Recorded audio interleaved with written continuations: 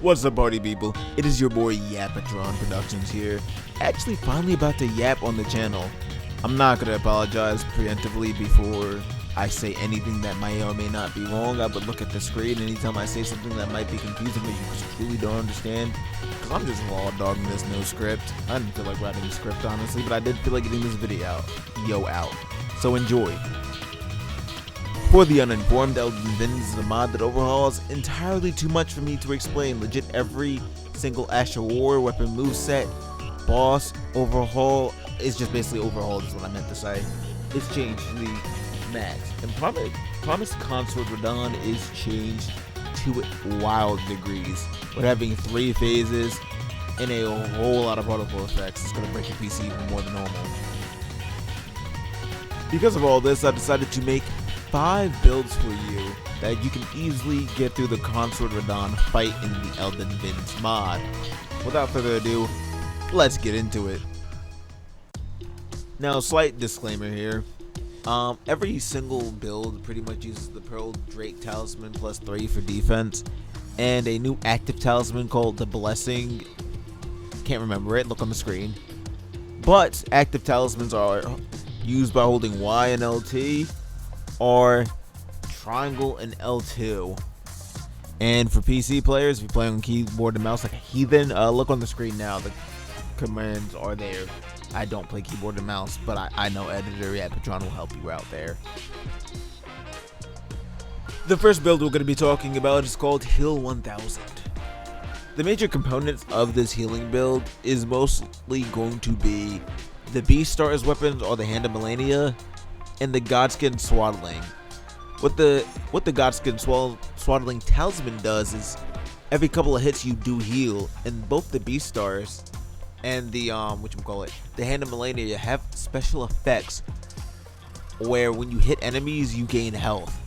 Combining these two, you can see the rapid health I'm regenning in this build, and you really shouldn't have to touch your flask outside of getting one shot or like having a series of unfortunate hits happen to you, but honestly that's just a skill issue at that point. Other talismans I'd recommend are of course like the 2-hand talisman, the winged sword insignia. Honestly, the winged sword insignia is the best talisman in this whole entire mod. For the funsies of this build, I put on anything that gave me health regen, from like Banished Knight armor, Fia's hood, the Commander Greaves, or basically Commander Gaius's, not Commander Gaius's, O'Neill's Greaves and whatnot, to give me as much HP regen as possible. It wasn't necessary, honestly. I wouldn't do anything that says physical damage, since that's what both these weapons do. And I'd have the Rot Grease Arn, because Rot and Radahn don't go together, obviously. Though in Radahn's 3rd phase he's completely immune to Rot, so I'd switch over to like Poison. I think he might be even immune to cold as well. I know he's not immune to poison. For the second build, I call it the biggest bonk. Honestly, it's 2-hand sword talisman, Pearl Drake, the heavy attack charm, and whatever else you want, honestly, for 3rd talisman slot, 3rd and 4th. Use Radahn's armor because it has some of the best for physical damage increase. The stat wise, honestly, I didn't mention the stat wise in like the last build either, because it's kind of self-explanatory. You use the Hand of Millennia, you max out Dex and have 60 health. You use the Giant Crusher or Beastars, you have max out strength and you have 60 health. That's pretty much what all these builds are going to be doing. Of course, if you want to mid-max the stats and really like see how much dexterity affects anything, you can, but for this build I'm honestly just gonna tell you, go 99 strength and then just like as much health as you possibly can. I'm like, look, soul level, is it soul level still? Whatever. Rune level 172 in the recordings. So we're going the Giant Crusher with Cragblade. Cragblade is changed in this mod to also shoot these rocks out, but it still has the same effect of boosting your physical damage. And if you can see the giant slabs of health I'm taking off of Radahn, you can tell how great this build is. There's also a version you could do with a Great Katana with the same setup, but instead of that the heavy attack talisman, use the counter attack talisman. So you can like guard counter, not counter attack. I meant to say guard counter. Whatever. This is the bad part of not having a script, but I am Yapatron, so we just yap here. Nevertheless, Personally, I like the Great Katana variant of this that I thought of after recording that I'm not showing because I don't have footage of it. But the Giant Crusher build is just as viable, especially if you have more patience than I do, and you can lay off the attack button. You don't have as much survivability, but if you're a person that just wants to do a certain amount of damage and try to kill the boss before they kill you, this build is perfect.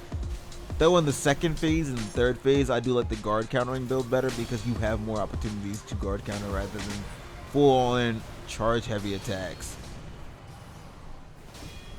This next build is called the Scarlet Rot Pokey Pokey build. And fun fact, I've also recorded this part about 5 times. A, because I don't have a script. B, because I keep messing up, and I'm just going to let this one play out. So if I stutter 15 times in a row, deal with it. I'm using the Winged Sword Insignia, the Kindred Rot Talisman, and the Swaddling, Godskin Swaddling, whatever. And I'm using the Crucible Tree armor that increases thrust damage. Again, all this stuff is on the screen, so if you really can't understand what I am yapping about, I do advise that you just look at the screen. Editor Yapatron is better than the recorder Yapatron. Honestly, I'm not really even talking about the build too much because you just spam the right click and you just win. Spam R1 to win. This is honestly the best build, and I was fighting Radahn for all of these builds, and this build felt like the easiest to get through Radahn. Honestly, I didn't really use Flask or anything. And the amount of damage I was doing, this was actually my fastest Radahn fight at a whopping like 6 minutes of, actually 5 minutes for this fight, which is huge. If you know like the original time I fought him in the Elden Vins Experience DLC video, it was like well over 10 minutes of me fighting him. That's the average experience, but this build was definitely the fastest. Record times. Also use the Poison Mist Ashen Ward because A is very good. B, because again, he cannot be Scarlet Rotted in the third phase. Did I say that? I don't know. Don't know, man. And surprisingly enough, the second easiest build to fight Radahn with is with a bow. Honestly, you do the same exact setup. Instead of the Godskin Swaddling, though, you do the Arrow Sting Talisman. Both Arrow Talismans that increase damage. That's what you replace with the Rotten Sword Insignia and the Swaddling, because I don't think bow arrows proc them. The only caveat with this build is that you're going to have to start with Scarlet Rot arrows in the first 2 phases. Then during Radahn's light show of any sort, you probably want to switch over to like the Serpent Bone arrows or any like poison arrows you have. Simply because you're not going to get through Radahn with all 250 arrows. A Scarlet Rot. You're just not doing it. If your hot swap is on point, you can swap it in the middle of the fight, which I tried to do and died for it. But yeah, I mean, there's nothing to really say about this build. It's basically the same as the last one, and you just fight Radahn, and you just, honestly, I should call it the stationary turret build. So I actually don't really use my left analog stick. I just kind of parry and backflip through things while using a bow, because for some reason you can parry with a bow. Also, if you want a more fun version of this build, you can use the pulley crossbow, which is now this new gun that actually does more DPS. But I just found it less like stable, and you do not rally off of it. So it is like you do kill him faster, but you can also be killed much easier. So it's up to you whether you want more safety or faster DPS. This was going to be like this Carrion Sword Knight build for the 5th build, honestly. And 2 things that are wrong with this build. A, when you actually use the staff to attack, you do negative damage. B, I don't know what was happening with this recording, but not even outside of the recording, my game was running at like a whopping 5 FPS. I don't know if it's the armor I'm wearing or whatnot, but I do have stuff that increases Carrion, like blade damage. I'm using the Carrion staff and whatnot. Like, you can try this build. Of course, I have FP regen and stuff like that. But I don't know what is happening. You can also parry with the staff. The swords, the spells I use here are of course the Glid Blade ones, and they do decent damage to Radahn actually, despite what I actually initially thought. Of course, I use any talismans that are the ones that are on the screen. I'm genuinely not gonna be bothered with trying to like say that out loud again and butcher something. But I can't really show up this build because lag. I was going to show off one more build, but it's kind of basically the same.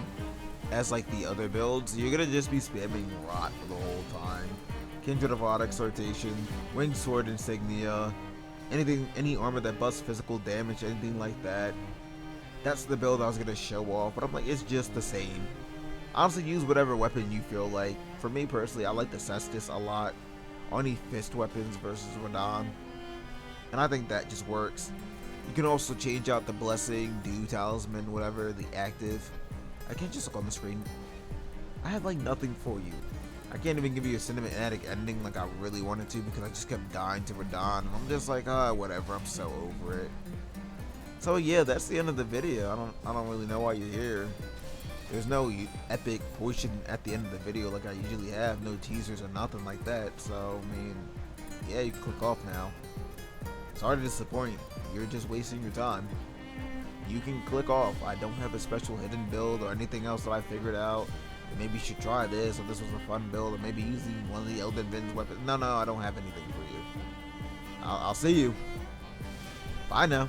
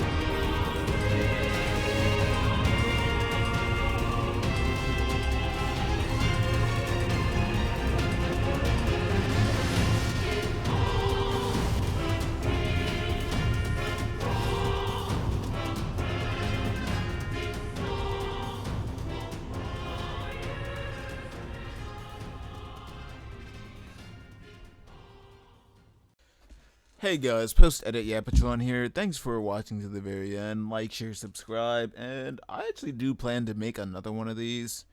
More cohesive, of course, and actually with a script. Thanks for bearing with me to the end. If you did make it to the end, subscribe and post your builds of Elden Vins or any theory crafting builds in the comment section down below. The next video will start off with one of the community members' builds, somebody that's in the Discords. He sent me his build, and I was like, yeah, I'll start off the next video with the build. If nobody comments on a build, whatever, the video's still going to come out. Anyway, take it easy.